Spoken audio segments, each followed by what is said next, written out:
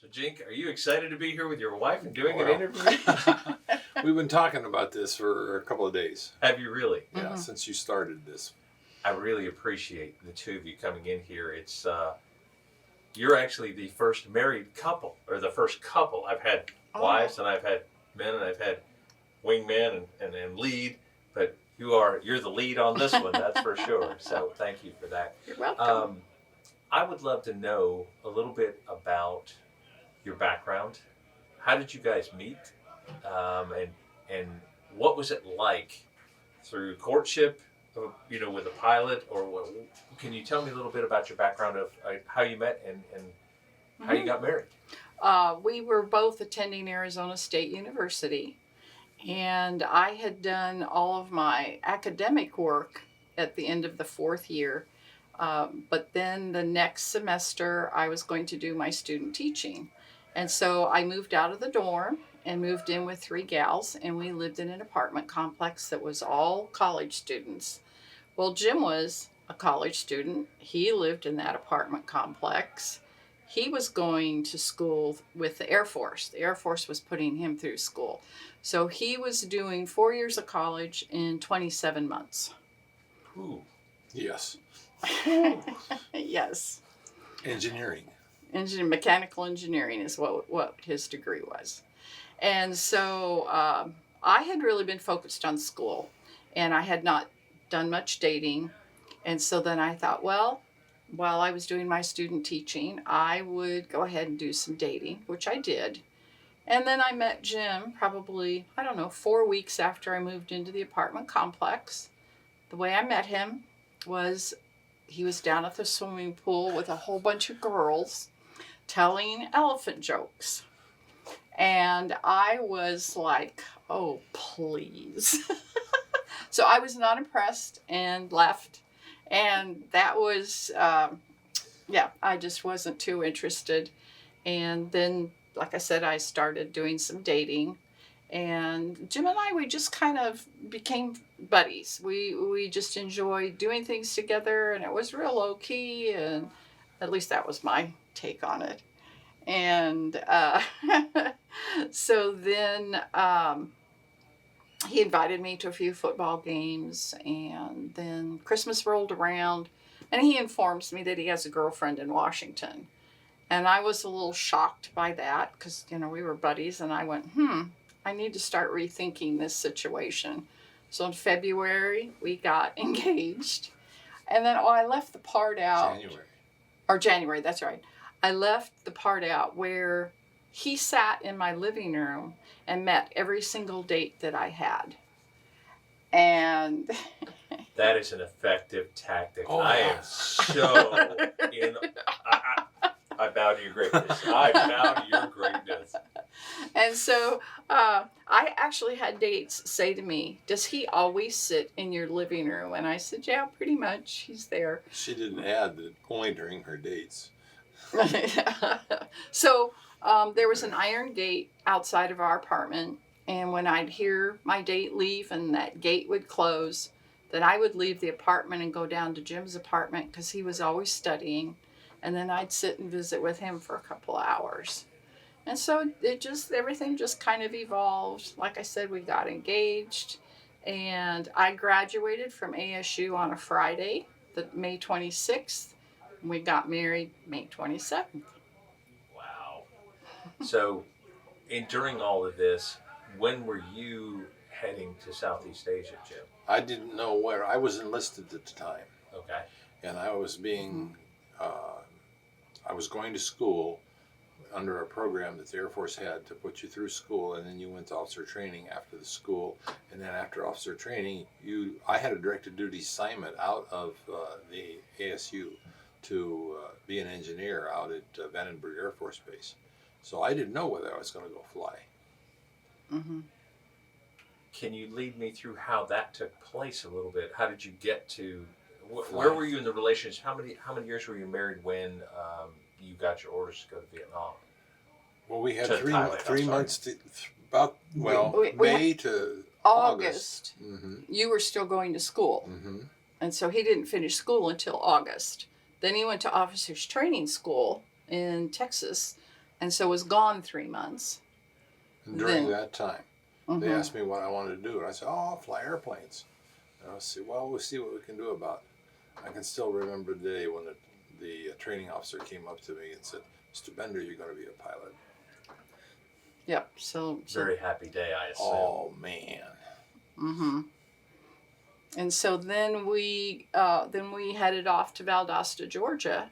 Yeah, We we're yeah. at ASU. Williams Air Force Base is about 15 miles away, where they train Air Force pilots. Mhm. So should I go there? No, we got to go to the most eastern Air Force Base in Valdosta, Georgia, for training.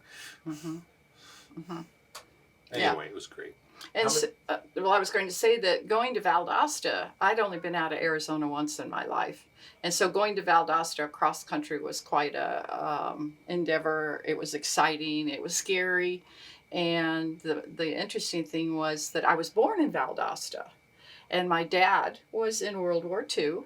And so my mother told me where the hospital was that I was born in, where they had lived. And so when we got to Valdosta, we looked for those places. Of course, they weren't there anymore, but it was just kind of interesting to go back to my roots, if you will. All right, so from Valdosta, now you've gone through officer candidate school and you're in flight training school. I'm in flight training, and that's the year. They call it a year of 53 weeks. No, 13. Oh, 50, no. Year of 53 weeks. Oh, right. Yes. Okay. 13 months. Right. And so we were there at Valdosta during that time. Okay, so how many times did you wind up moving through your military career? That was one question I was curious with the other ladies. Well, before, in the first, what was the first 9 years? We moved 13 times. Yep. Yeah. The first 9 years. And you always viewed it as an adventure? Absolutely. Yes. Mm-hmm. Mm-hmm. I'm discovering through these interviews that the women look forward to the adventure just as much as the men. And oddly enough, the men were mission critical to what they were doing. It was all about the mission. Now, when you would set up house, was that similar for you? That was where you were getting ready for everything to happen? Yes. I'm looking toward the excitement of a new place, new people, new friends, and it was always an adventure. Where are we going to live next? And the working together as a couple, doing the problem solving. It was always just, I enjoyed it. It was fun. Yeah. So when you went overseas, what was it like for you, Michelle? What was your routine? What did you do while Jim was gone? Because I know he was focusing on his task in Southeast Asia. And did you receive letters? Did you receive tapes? How did you guys communicate?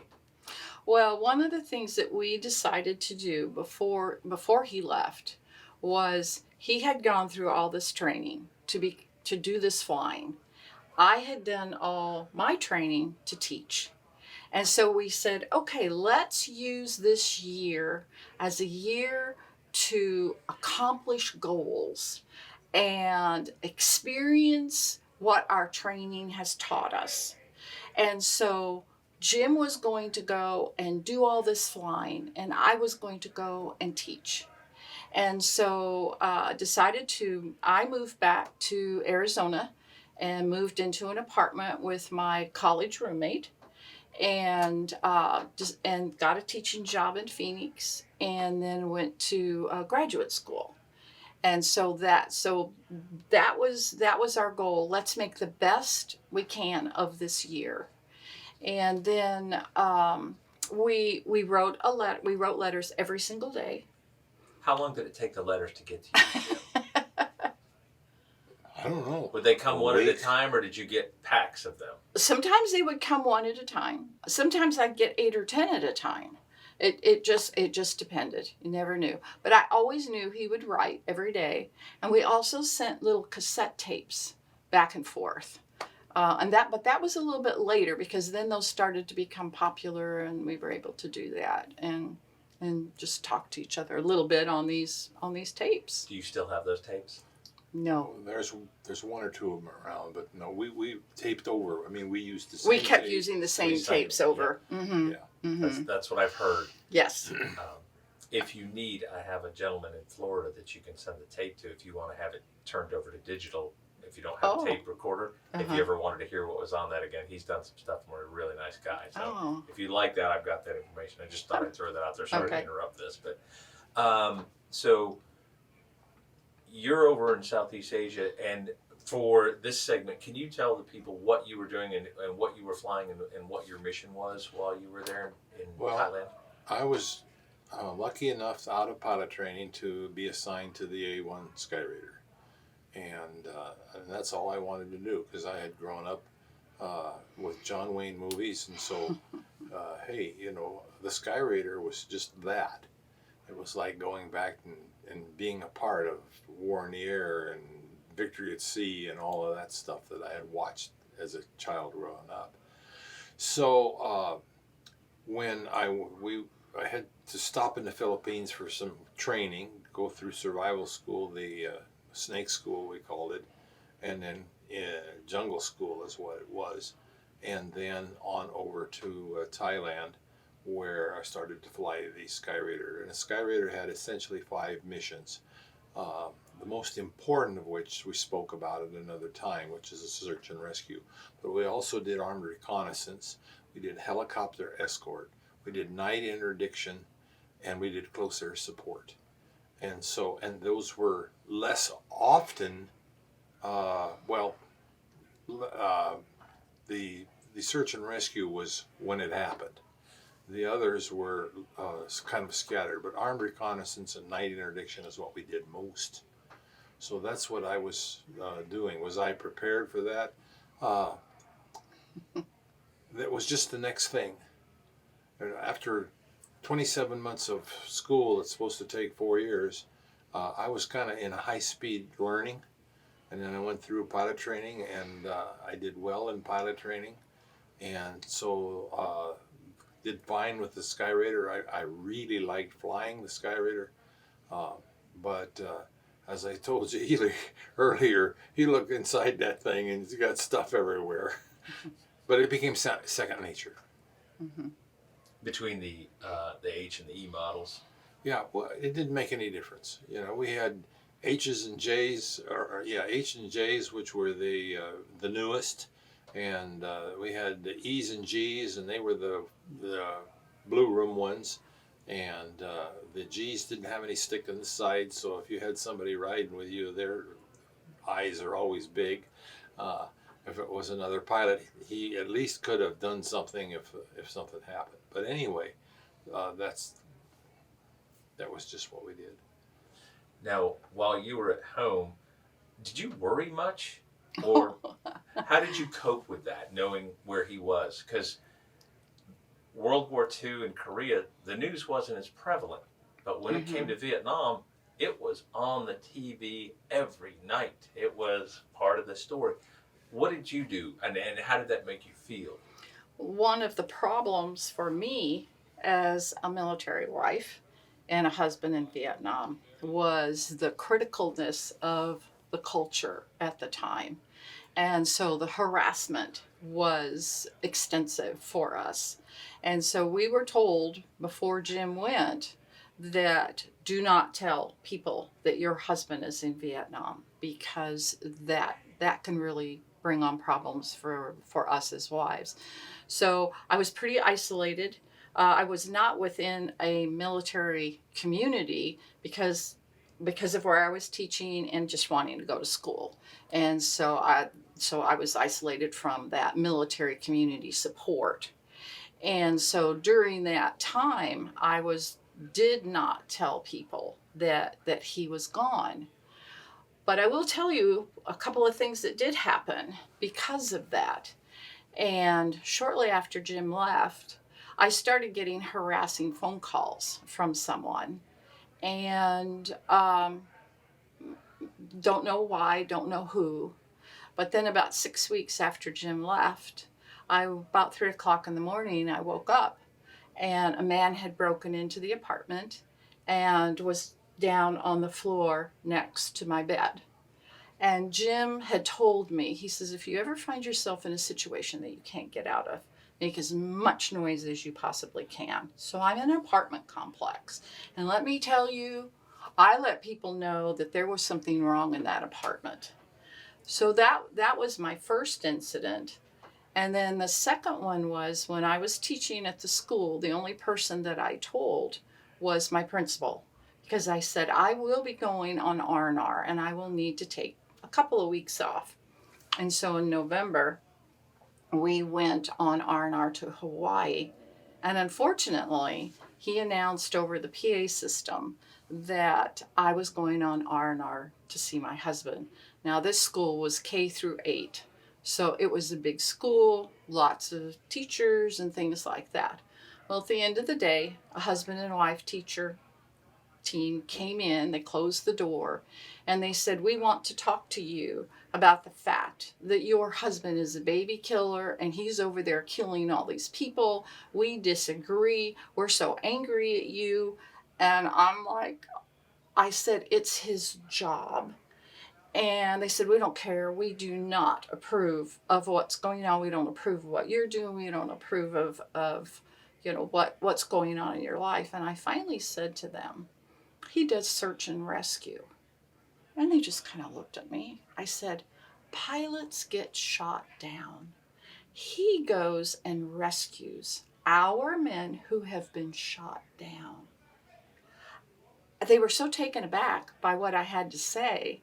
They had no place to put the fact that we were being shot at, or our husbands were being shot at, and that they needed to go and help out the people on the ground and things like that. So they kind of backed off a little bit and left. And so then the other incident was my aunt and uncle who had Jim was over there. My cousin's husband was a Army. Army controller Yep. pilot. And they sent out the most horrible Christmas cards of the Grim Reaper and saying on the inside, we disapprove, we're so unhappy with all these men that are over there and all of those things. And of course, a lot of people remember the protests and things like that went on. But I don't think anybody took the time to realize that these men were doing their job because the draft was in place and they had to go. When that notice came in the mail, they had no choice. And so... Let me interject. Sure. I got a draft notice and I went to the Air Force recruiter and I said, you get me in yesterday. Yep. Because I didn't want to go carry a rifle and crawl through the weeds. I wanted to fly airplanes. I didn't know how I was going to get there. It's like I said, I was enlisted. I did not know. I actually spent 4 years enlisted, but 2.5 of that happened to be in school. But yeah, there was the draft. Mm-hmm. And so just as a wife, just kept very, very quiet, very low key, and just went about teaching school and going to school.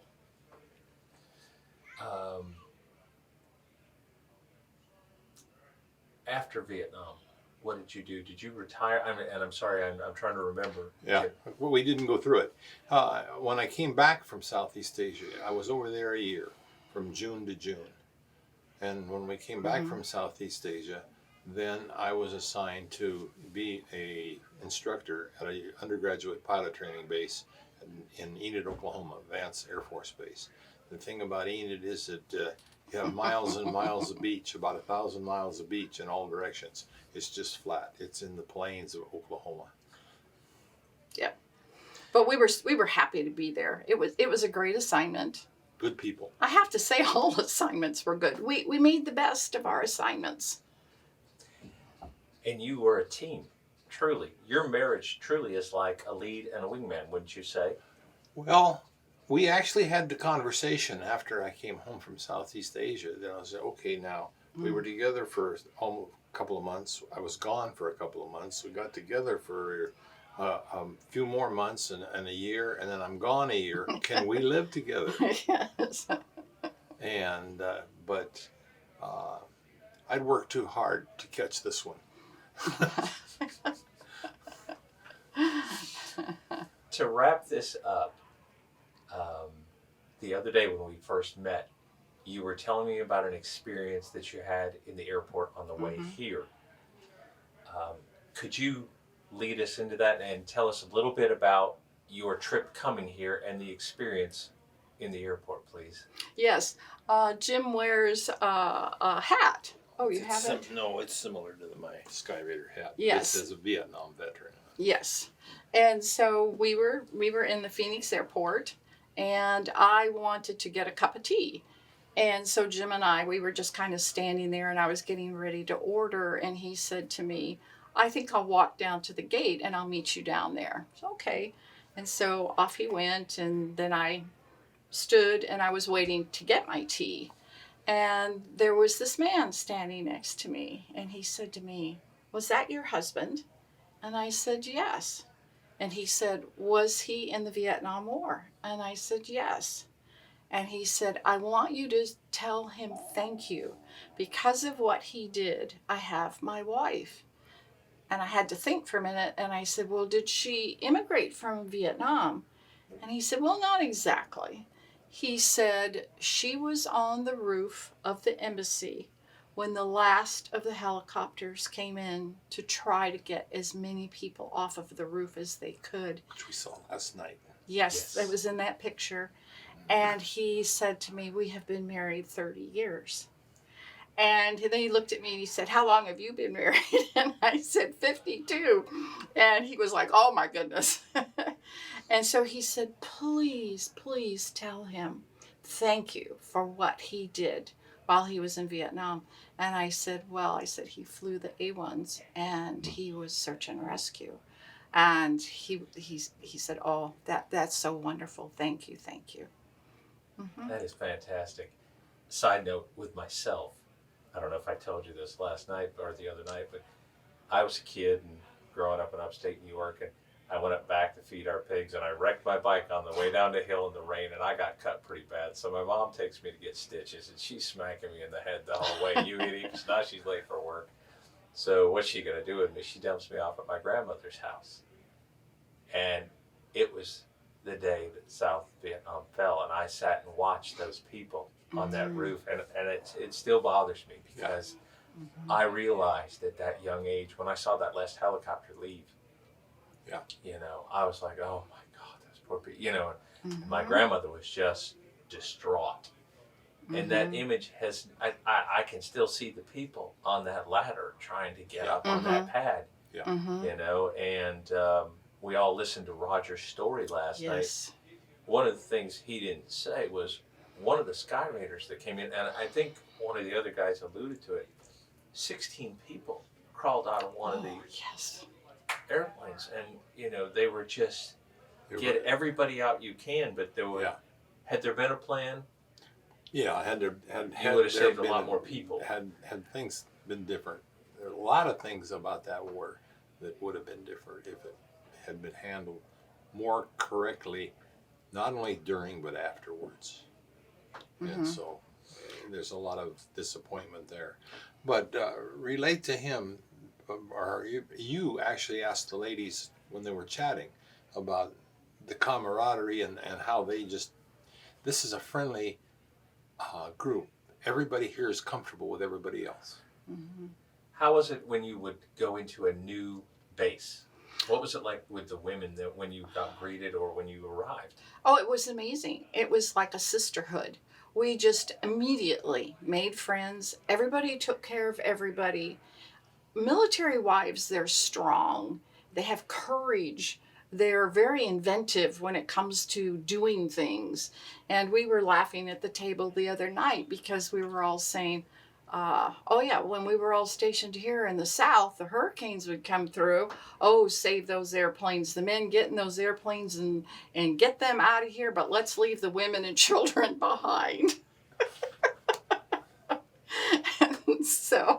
But that was the way it was. But we learned how to do so many things. The bottom of the hot water heater falls out and floods your living room. You You take care of that situation. You get it fixed. You get the floor cleaned up and just all those things. And I'm amazed at the strength of a military wife and what they can do. They just roll with things, take care of things, pay the bills, take care of the kids. The gentleman in the bar that's doing the bartending. Oh yes. What is his name? I can't remember, but he's tall. Yeah. Yeah. He grows loblolly pine, and my dad was a builder, and I was like, and he said, "You've heard of it?" And I said, "Yeah, it's really nice." And I said, "Yeah, Lowe's doesn't have that." He goes, "Yeah, there's no knots in it, you know." And I said, He goes, "It's a very straight, very strong pine." And as I'm listening to the wives' stories, I hate to compare you to a tree, but you're very straight and you're very strong. That's what I'm getting out of these relationships. So.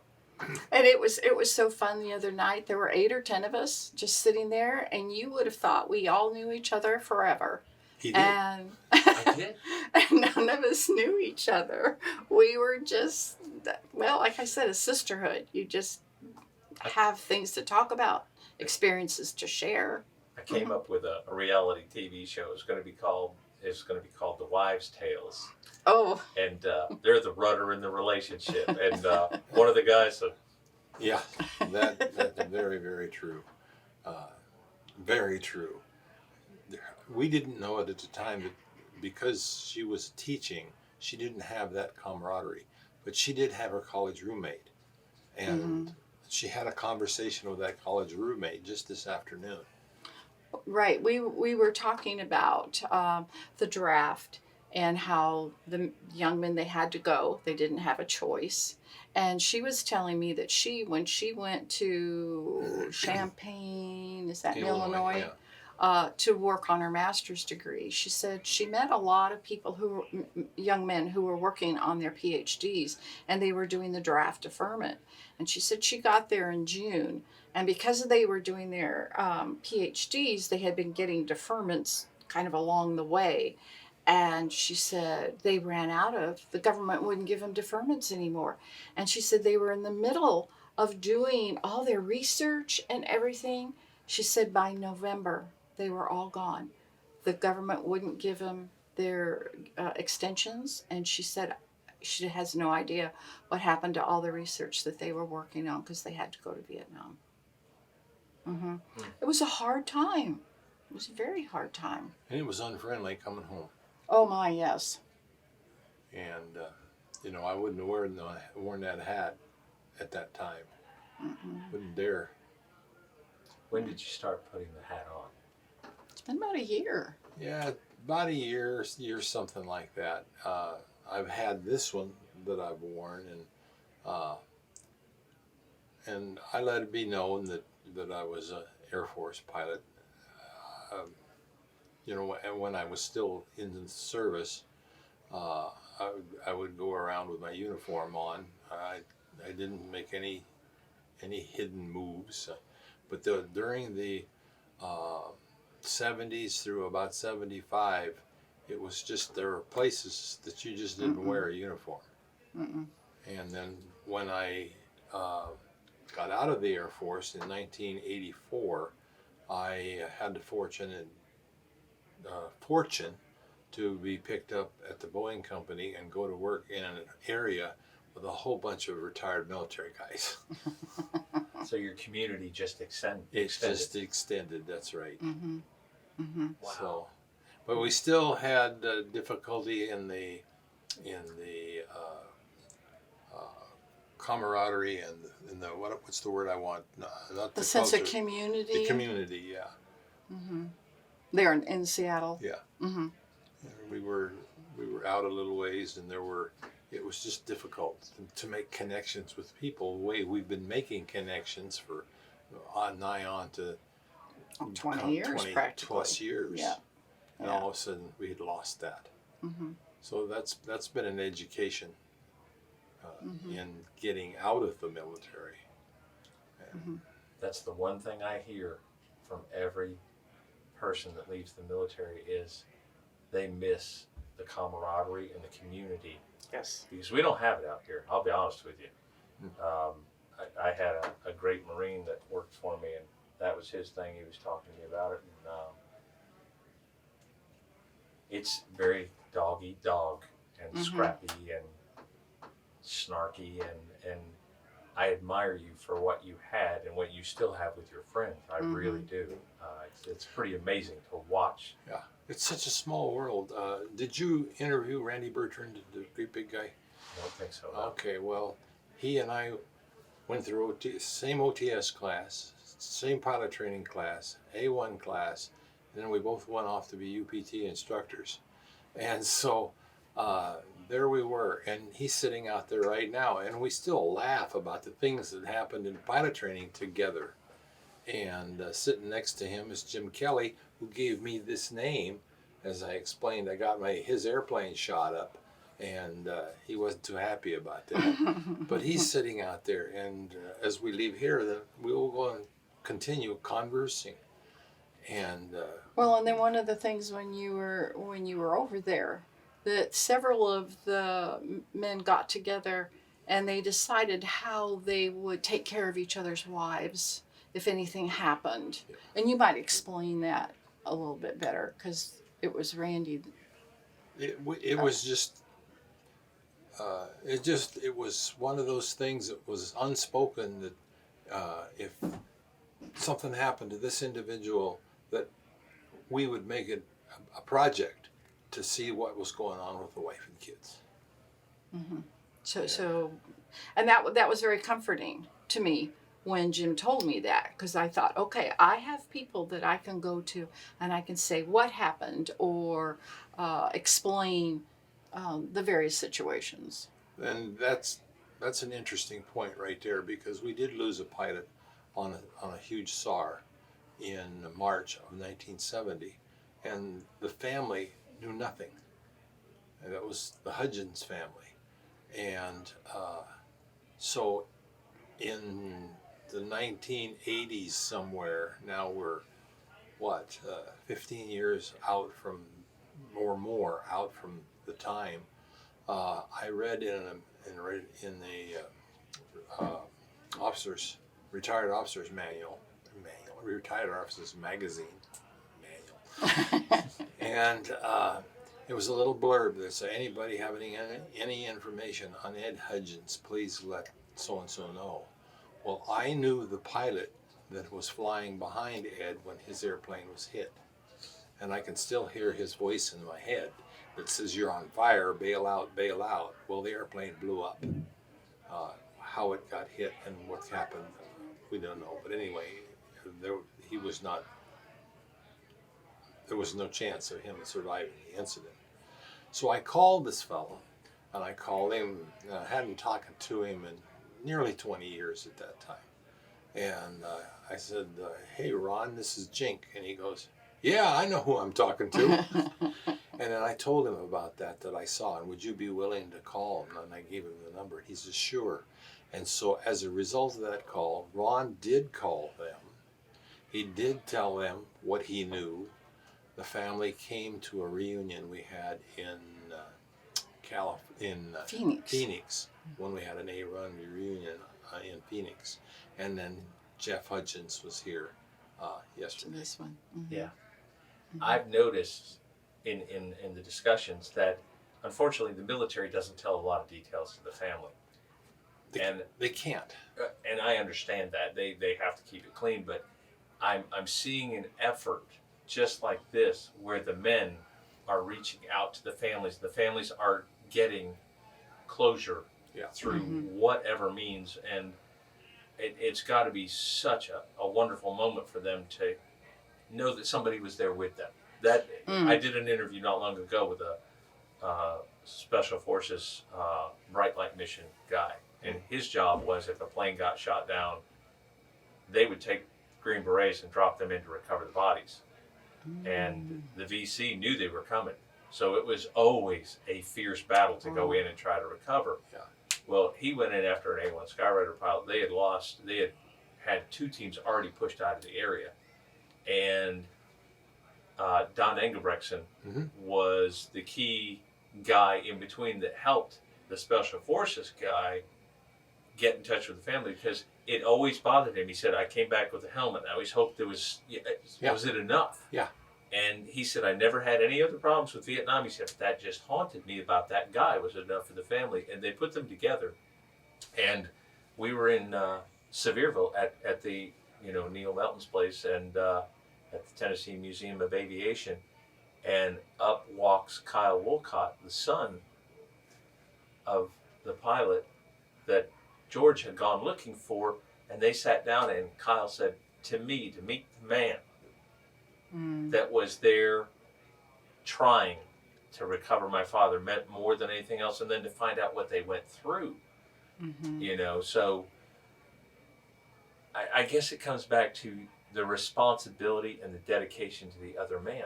Yeah. Well, and then it went to the family. You know that Brian Danielson is here, and he is the son of a fellow that we spoke about on Boxer 2-2. And I've made it a point to do for him whatever he asks. If he wants me to be a speaker at a thing, I speak. If he wants me just to be there because I was out there with his father when he was still alive, I'm there. It's important to him, and especially to his mother. And so that's what we do. So you never stop being a volunteer. You volunteer to search and rescue, and you still put that same effort into volunteer to the families now. Yeah. Yeah. That is beautiful. It's our obligation. It's that unspoken obligation. There's nothing written that you have to do that. It's the right thing to do. And it goes back to taking care of each other. That's what we do. I don't want to muddy anything else. That was beautiful right there, that ending. Oh my gosh, I see where this is going. I want to thank you both so much for taking the time to come into my little sweat box here. I told everybody, I said, I'm in here and I keep hearing Cool Hand Luke in my head. Another night in the box. Yes, it does.